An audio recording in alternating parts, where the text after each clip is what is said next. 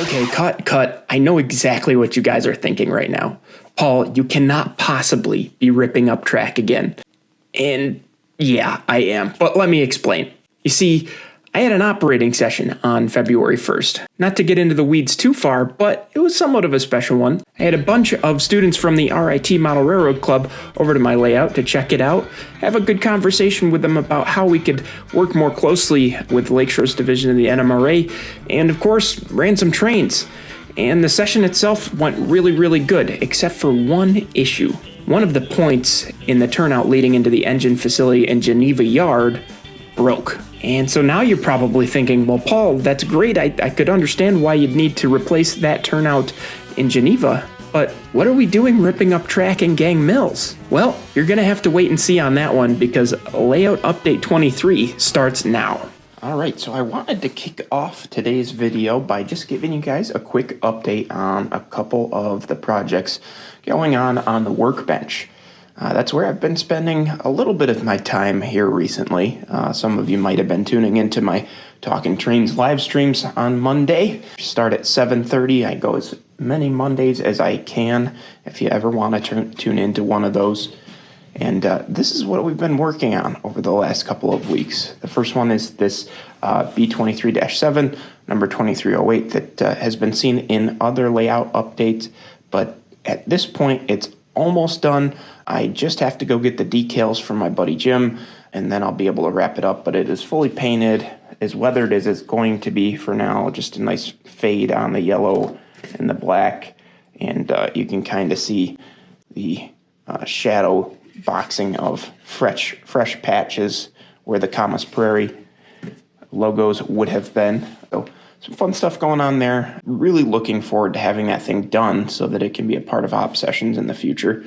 But just a little bit of work left to do there. And then the next locomotive we'll talk about is this Athearn Genesis Erie Heritage unit, which is back in my collection, which is really nice.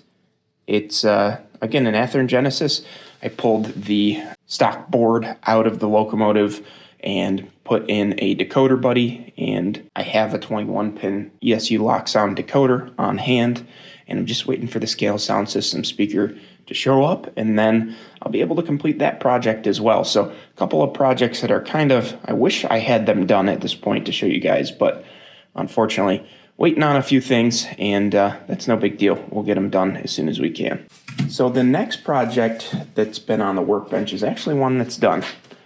This is a Norfolk Southern 2-bay that's a part of my Owens, Illinois fleet. And I worked on this car as a part of the Second Section podcast group weathering project, which was pretty fun. Everybody in that Facebook group is kind of just working on a weathering project right now, and posting all their progress, and it's been really fun to see what people are coming up with. But this was my contribution. I learned a lot doing this car. This is only my second genuine attempt at doing more than just black and white graffiti. And what I learned was I accidentally made the height of this graffiti too high, and it pinched down the amount of space that I had for the number itself.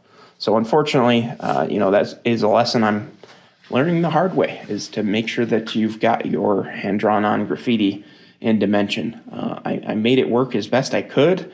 I'm not a huge fan of how it looks, but it's going to work for my purposes, and sometime when my layout is nice and complete, maybe I'll go back through and redo some of this stuff and make it look as close to the prototype as I can. But for now, when you're building a large layout, you gotta pick and choose your battles, right?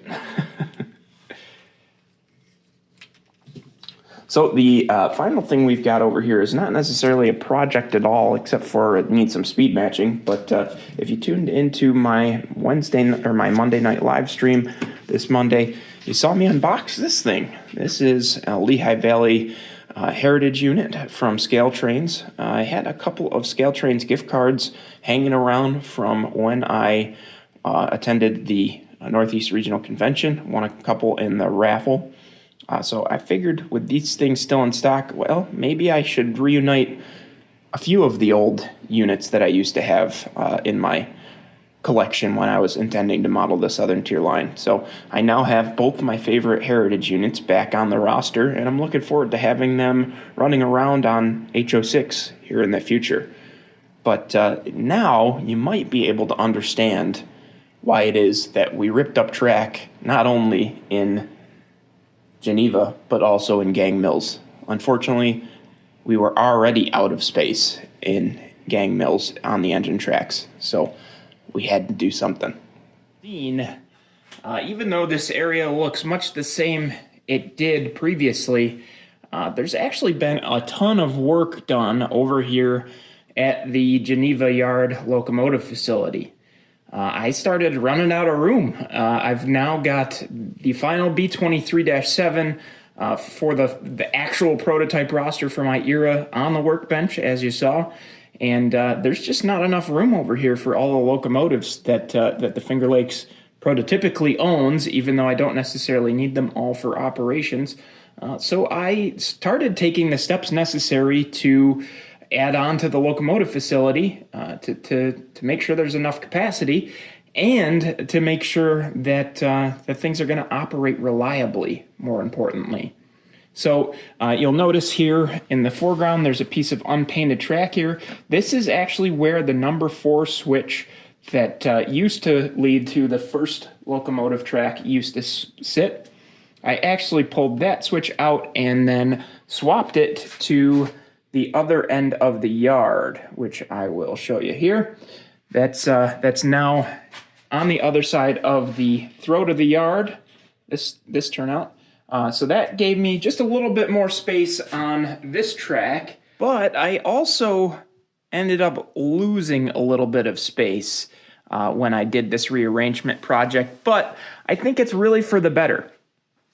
So essentially what happened is the number 4 switches that I had at this end of the locomotive facility, I ended up replacing. One of them was not by choice. Unfortunately, the points of one of the turnouts ended up cracking and breaking, so it needed to come out no matter what. So I decided at that point that I was just going to go ahead and put in some much more reliable turnouts for this end of the locomotive facility, since this is the heavier used end. So we've now got a number 6 turnout and another number 6 turnout on this end of the yard. That did mean that I sacrificed a little bit of engine facility space, but I'm hoping that this makes for much more reliable operations using these number 6s. And again, I'm really just trying to get rid of as many number 4s as I can. I've learned my lesson. I should not have track planned with those as much as I did. I should have stuck with number 6s and number 8s in as many places as I could. Unfortunately, it's a lesson we're learning the hard way. We'll continue to learn lessons the hard way. At least at this point, we can now expect much more reliable operation, especially at this end of the locomotive facility. Now, I do still have plans to lengthen out the back track here at the locomotive facility just to increase the capacity. But it's going to take me a little bit to do that, and I've got an op session coming up this Saturday. I'm hosting the Lakeshores Division Round Robin session this month, and I just needed to make sure that I got everything back in service and ready to go in time for that. So we'll focus on extending out that back track a little bit further, probably right after the Lakeshores Division is here for the op session. And that way we will be all set. We'll have enough capacity for all 3 of the locomotives that are missing from this scene, that being the 2 SD45s in CEFX paint and the new B23-7 number 2308. All right, guys, so here is a look at the brand new track orientation in Gang Mills Yard. I literally just finished laying all of this. This is still drying, as you can imagine. I used the boomer method for laying this track using some matte medium, and honestly, it's already paying some dividends. I had to loosen up a switch just to take the throw out and replace it. and it is so much easier to just be able to spritz it with a little bit of isopropyl and loosen it up, and then you don't even need to put any matte medium back down. It's awesome. It just lays right back down as soon as the isopropyl evaporates. Your track's good to go. But yeah, here is a look at the new orientation of track. I'll kind of give you an idea of what it is that you're looking at here. If you'll remember, back where this pile of stuff is sitting used to be where the engine tracks were. There wasn't a ton of room in there, so I reorientated the way the engine tracks fit. Came in with a brand new turnout right here, a number 6, into another number 6, and this area right here is going to end up kind of being our quote-unquote ready track. This is where locomotives that are ready for the day, ready for HO6 are going to sit. And then we've also got this back track that's going to parallel that. That's going to kind of be a long-term storage locomotive track, for me at least. And then you'll see this back track here, and that's actually going to be for sort of an engine shop slash car shop. So it ends a little shorter than I want it to right now because I've got to add a little bit more cork. But back there, we're eventually going to have a car shop, and I think it'll be fun maybe to use that during operations. Say that, you know, there was a bad ordered car on the way back from HO6, and instead of just yarding your train normally, you gotta put a bad ordered car in the car shop before you end your day. So pretty neat stuff. But anyway, that is it for this layout update, everybody. Thank you so much for tuning in. If you're new to the channel, be sure to subscribe. If you've been watching videos for a while and just haven't hit that subscribe button yet, I've noticed, hey, I've got about 50% of my viewers are returning but unsubscribed. So feel free to hit that subscribe button and officially become a subscriber of the channel. Would really appreciate it. Anyway, guys, thanks so much for watching, and take care. See you in the next one.